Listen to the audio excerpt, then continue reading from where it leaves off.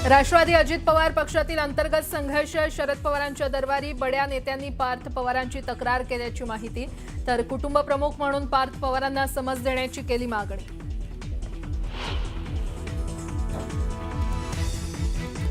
सुनील तटकरे आणि प्रफुल्ल पटेलांना दिल्लीतील पक्ष कार्यालयात येण्यास बंदी घालण्यात आल्याची माहिती, कार्यकारिणीत नाव नसल्यानं प्रवेश बंदी, कार्यकारिणीतील सदस्यांना फक्त प्रवेश द्या, राष्ट्रीय सचिव अविनाश आदिक यांच्या कर्मचाऱ्यांना सूचना।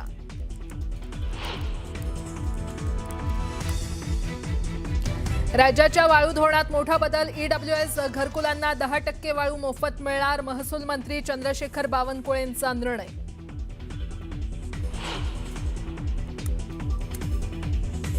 लातूरमध्ये नीट प्रकरणी सीबीआयकडून कारवाईला वेग, खासगी क्लास चालकाची 9 तास चौकशी, सीबीआयनं महत्त्वाची कागदपत्र घेतली ताब्यात।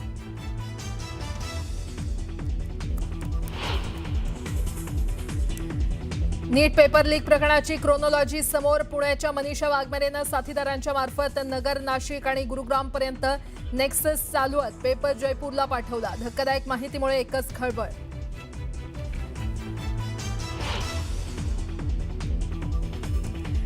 अंतरवाली सराटीत मराठा समाजाची आज महत्त्वाची बैठकीनंतर मराठा आंदोलनाच्या तारखेची जरांगे करणार घोषणा, सरकारनं सातारा गॅझेट लागू न केल्यानं जरांगे आक्रमक।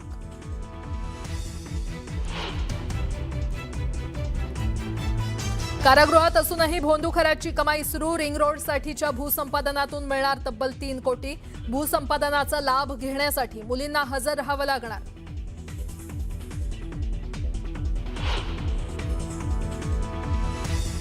आणि पेट्रोल डिझेल दरवाढीचा फटका, स्विगी, झोमॅटो ते ओला, उबर चालकांचा देशव्यापी लॉगआउट, आज 5 तासांसाठी डिलिव्हरी ठप्प।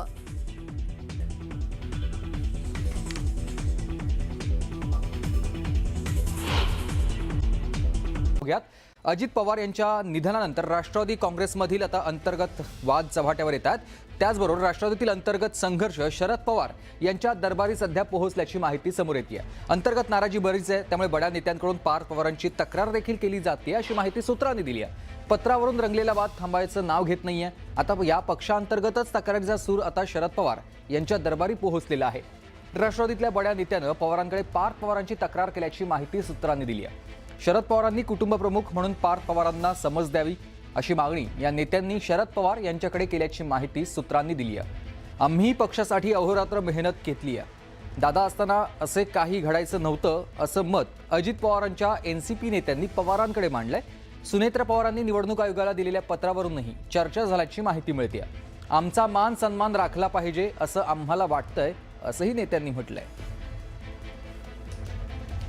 या सगळ्या संदर्भात सविस्तर माहिती देतील माझ्या सहकारी प्रणाली कापसे आपल्याला। प्रणालीजी, आपण पाहतो की राष्ट्रवादीमध्ये गेले काही दिवस सातत्यानं वेगवेगळ्या गोष्टी घडामोडी घडताना दिसत आहेत आणि त्यातून पक्षाच्या अंतर्गत जी काही खदखद आहे ती आता थेट शरद पवारांच्या कडे जाऊन पोहोचलेली आहे। राष्ट्रवादीला काही बड्या नेत्यांनी गेल्या आठवड्यामध्ये आपण बघितलं की शरद पवारांची भेट घेतली होती, काहींनी फोनवरून संपर्क साधला आणि असं कळतं आहे की थेट शरद पवारांकडे पक्षाचे जे काही आता चालू आहे त्याच्या संदर्भात तक्रार करण्यात आलेली आहे।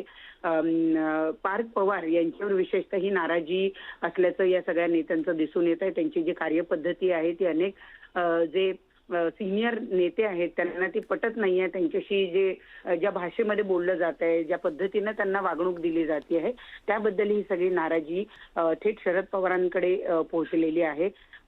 पार्थ पवार यांना समज देण्यात यावा, पक्षासाठी कोणी किती काळ दिला आहे, किती खस्ता खाल्ल्या, अजित पवार असताना त्या लोकांनी काय काय केलेलं आहे, हे सगळं जे आहे याची जाणीव पार्थ पवारांना करून दिली गेली पाहिजे असं या नेत्यांनी थेट शरद पवारांना सांगितल्याचं कळतंय। आणि त्यामुळं आता राष्ट्रवादी पक्षातला अंतर्गत जो वाद आहे जो राष्ट्रवादी शरदचंद्र पवार पक्षाचे अध्यक्ष शरद पवार यांच्या दरबारी जाऊन पोहोचलेला आहे आणि त्यामुळं आता या संघर्षाचं पर्यावसन नेमकं कशात होतं हे बघणं महत्त्वाचं ठरणार आहे। नक्कीच प्रणालीजी, तुम्ही आमच्यासोबत अशाच जोडलेल्या राहा, कारण आपल्याला आणखी एक महत्त्वाची बातमी बघायची आहे। त्या संदर्भात तुमच्याकडून आम्ही माहिती घेणार आहोत, कारण राष्ट्रवादीचे सगळे जे बडे नेते आहेत त्या सगळ्या बड्या नेत्यांनी म्हणजेच तटकरे आणि पटेल यांनी एकाच दिवशी शरद पवार यांची भेट घेतल्याची सध्या माहिती समोर येते।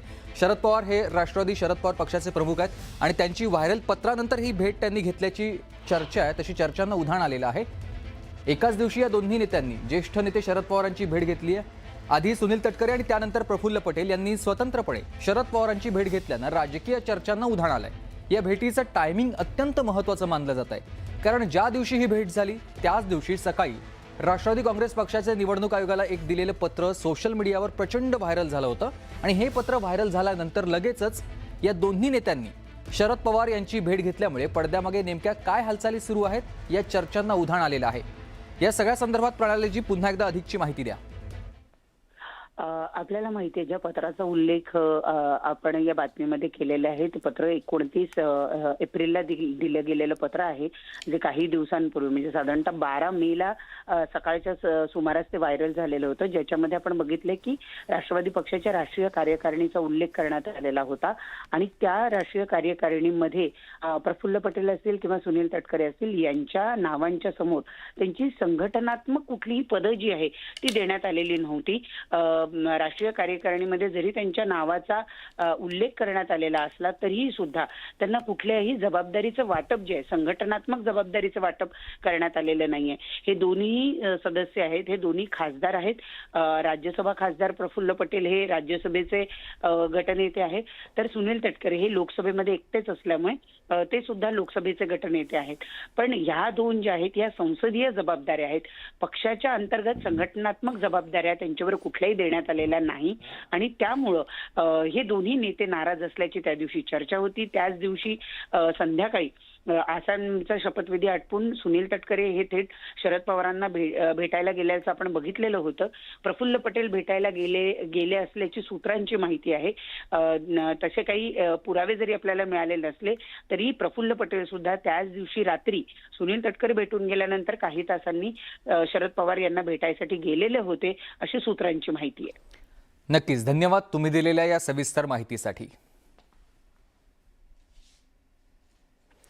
त्यानंतर आणखीच राष्ट्रवादी संदर्भातीच एक महत्त्वाची बातमी आहे, ती देखील आपण पाहणार आहोत. कारण अजितदादा पवार यांच्या राष्ट्रवादी काँग्रेसमध्ये सारं काही आलबेल नाही असं सध्या चित्र आहे, तशी चर्चा आहे. कारण राजकीय वर्तुळाची चर्चा सुरू झाली आहे. त्याचं घडलं असं आहे की या पक्षाकडून केंद्रीय निवडणूक आयोगाला पक्षाच्या कार्यकारिणी संदर्भात पाठवलेलं आणखी एक पत्र चर्चेत आलं आहे.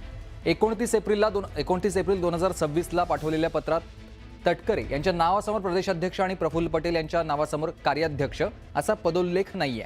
त्याऐवजी दोघांच्या नावासमोर ते सदस्य असलेल्या सभागृहाचे गटनेते असा पदोल्लेख करण्यात आलेला आहे. त्यामुळेच तटकरे आणि पटेल हे प्रदेशाध्यक्ष आणि कार्याध्यक्ष पदावर आहेत की नाही अशी चर्चा रंगली आहे. या चर्चेला कारण म्हणजे याच पत्रात अरुणाचल प्रदेशामधील राष्ट्रवादी काँग्रेस पक्षाचे आमदार असलेले टोको तांतुंग यांच्या नावासमोर प्रदेशाध्यक्ष अरुणाचल प्रदेश असा उल्लेख आहे. हे पत्र समोर आल्यानंतर राष्ट्रवादीच्या नेत्यांकडून सारवासारव केली जाते.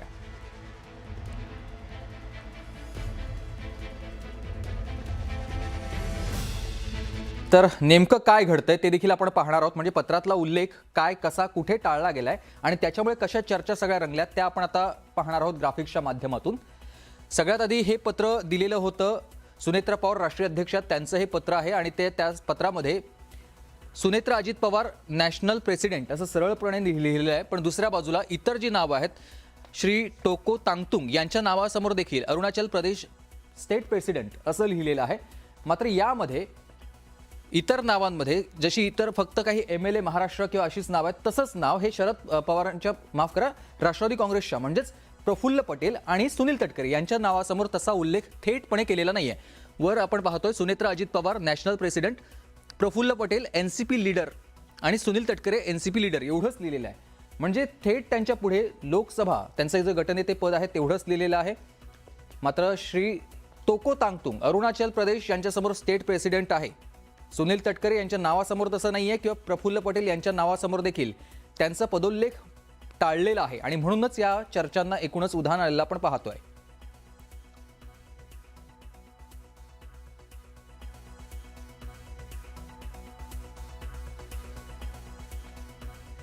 तर पाहिलं पण हे एकच पत्र असं नाही आहे. तर यापूर्वी फेब्रुवारी महिन्यामध्ये सुनेत्रा पवार यांनी पक्षाच्या अध्यक्षपदी निवड झाल्यानंतर निवडणूक आयोगाला पाठवलेल्या पत्रात देखील पटेल आणि तटकरेंच्या नावासमोर कुठल्याही प्रकारचा उल्लेख नव्हता. ते देखील आपण आता ग्राफिक्सच्या माध्यमातून पाहूयात. नॅशनलिस्ट काँग्रेस पार्टी आणि त्याच पुढे सुनेत्रा अजित पवार प्रेसिडेंट असं तेथे थेटपणे लिहिलेला आपण हा उल्लेख पाहतोय. तर प्रफुल्ल पटेल यांचा पदोल्लेख मात्र या ठिकाणी टाळलेला आहे। या पत्रामध्ये प्रफुल्ल पटेल यांचं नाव ज्या ठिकाणी लिहिलं त्याच्या पुढे पदोल्लेख केलेला नाहीये। दुसरा आणखी एक महत्त्वाचा सुनील तटकरे यांचा देखील पदोल्लेख आपण टाळलेला बघतोय। सुनील तटकरे यांच्यावर नाव आहे मात्र त्याच्यामुळे पुढे कुठेही पदोल्लेख केलेलाच नाहीये। त्यामुळे या दोन्ही पत्रांमध्ये सारखीच गोष्ट झाली आहे। शिवाजीराव गर्जे यांचं खजिनदार मात्र नाव लिहिलेलं आहे, म्हणजे खजिनदार हे पद त्यांचं त्या ठिकाणी लिहिलेलं आहे, पत्रामध्ये स्पष्टपणे तसं केलेलं आहे।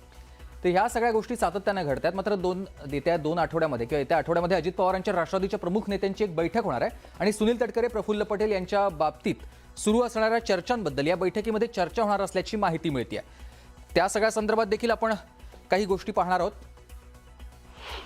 आता गेला 42 वर्षाचा राजकीय प्रवास हा खूप मोठा आहे। आज पक्ष दादांच्या निधनानंतर आम्हाला मजबूत करायचं आहे। अशा वेळेला पहिली पक्षाचे प्रमुख नेते एकत्रितपणे बसून आम्ही त्याच्यातला मार्ग काढू।